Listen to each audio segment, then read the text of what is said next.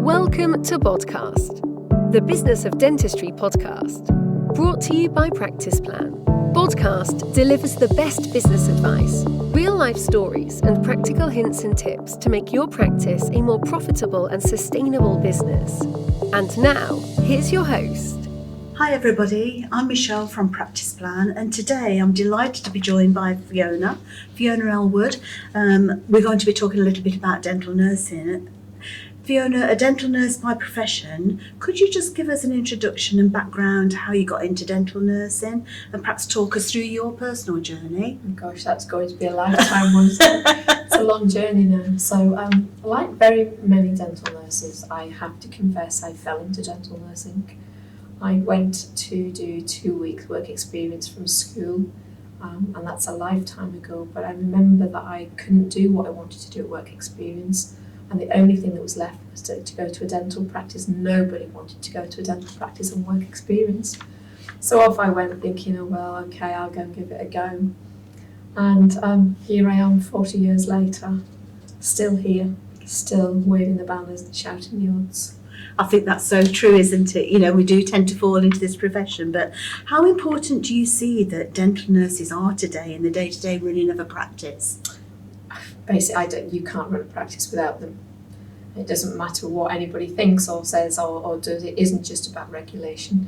It is about the fact that to be fluent and efficient and to run smoothly and to do the best for a patient, you need that dental nurse.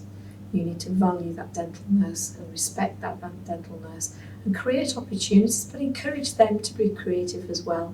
Absolutely want to say that not all opportunities land on your doorstep. Not one of my opportunities landed on my doorstep. I've had to fight all of the way through all of this time. I think definitely everybody, you know, at the moment that you talk to is feeling the pressure one way or another. And, you know, do you think that sort of many nurses are currently feeling really undervalued, underutilised? And what sort of tips can you give to a practice to think about upskilling maybe the dental nurses and giving that extra support? I think that's a question that I will keep quite short, although it'll be quite long for you, but I think it's a huge question. There's two questions really. They are feeling undervalued, under-respected and not invested in. And I think it's a sign of the times. It's where we've been as well. It's nothing new. I think the pandemic has made it worse, but this has been going on for a long time. I don't know whether you're familiar with it, but I wrote a paper last year and I wrote an article for a journal this year about nurses feeling undervalued. And we did a short survey actually, and we did it around retention and being valued. There is a lot being written about it. And actually what comes to the fore, I know a lot of nurses will sort of take a breath at this comment, but it isn't always about money. When we talk about value, it's not always about money.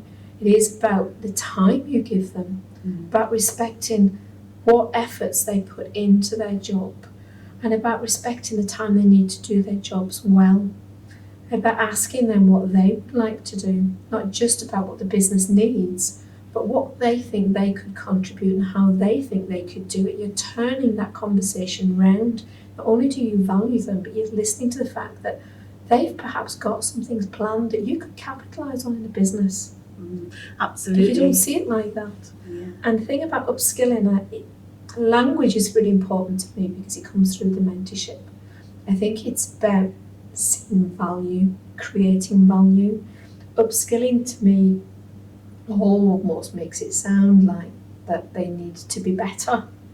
And you know, some nurses want to be the best they can be doing the things they do well, and they don't want to advance their skills and take additional roles on. They want to celebrate being damn good at what they do, and we forget that. Yes, you're so right though. Just a thank you and some appreciation at the end of the day goes such a long way, doesn't it? So, but what opportunities are there out there for nurses to upskill?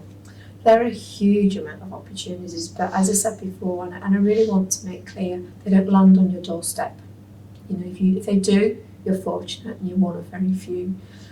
But if I look at my career, which is quite a scary career when I put it on paper, and I've had to recently, you know, I set off as a nurse.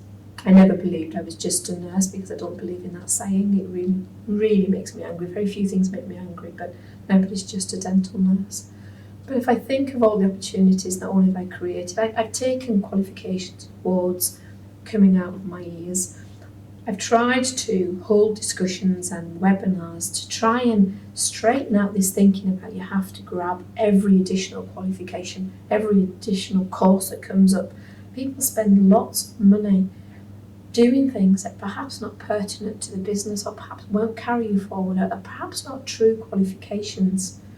So if we change that conversation from qualifications and courses to roles, that's a different ballgame. Absolutely different ballgame. You don't always need qualifications and courses to do different roles within a company, within a setting, or within a group. If I think that I've done mentoring, I went off on an education pathway, I was a tutor, I was an assessor, I've gone into university working, I've written education courses, I've got 2 roles with the General Dental Council, so I sit on the Education Inspectors panel. I'm also part of the Overseas Registration panel. I've been part of the Education Board at the Royal College of Edinburgh. I was the first dental care professional to be given an honorary fellowship at the Royal College of Surgeons, England. You know, I've done my mentorship, I've done my leadership, I've done an undergraduate course in education, I've done a master's in education, I've done a postgraduate certificate in public health, I've done a postgraduate certificate in human factors, and I must talk a little bit about that if we get time, because that's been a phenomenal journey as well. Now I'm doing my doctorate, but I've also led on different programmes. I'm a trustee for DentAid as a charity, so you can get involved with that. I set up Society of British Dental Nurses. I set up the Dental Professional Alliance Group, which is all of the chairs from all of the dental professional groups. And that's useful too, that we all talk to each other, because we're very good at talking in silos. Yes. Hugely good at talking in silos, but we never sit around a table and say to the clinical dental technicians, how does my work affect you? How many of us talk to technicians? That joined up communication again, gosh. isn't it? That's what And we fall allied down. professionals as well. Yes. You know, we've got dental nurses that I work with who work in care homes, who work with, those care homes have got no idea about the infection control that they needed to have. They actually moved into care homes in the pandemic, and those nurses, those dental nurses, actually prevented infections that stopped hospital admissions, that reduced pneumonia. The team that I work with are just fabulous. There's no end to the skill set. I've set up the International Dental Assistants and Dental Nursing Federation as well. We've got different names in different countries. I speak in Brussels in a fortnight. I'm an external examiner in Scotland, in Ireland, and at Portsmouth as well. So don't tell me there aren't opportunities for nurses, but it's about getting them out there, getting them down, and helping people find pathways. Absolutely. I couldn't agree with you more, Fiona. I mean, dental nurses, the backbone of any practice. For all of those that have worked in practice will know they're so important in the And role. I've missed out the receptionist manager, and I would never miss them out because they're No. invaluable. Of course. It's about all the team being Yeah. involved, isn't it? And every member knowing their importance to that bigger sort of picture, really. But Fiona, it's been really lovely talking to you today, and hopefully some of the dental nurses out there will understand that we do appreciate them, and thank you for shining a light on where they can go to get more help, and definitely sort of take those qualifications forward for the ones that want to do that, of course. Yeah. And the ones that are happy, we really appreciate them. Yeah. So thank you very much, and thank you listeners for listening in today. We hope you've enjoyed the session.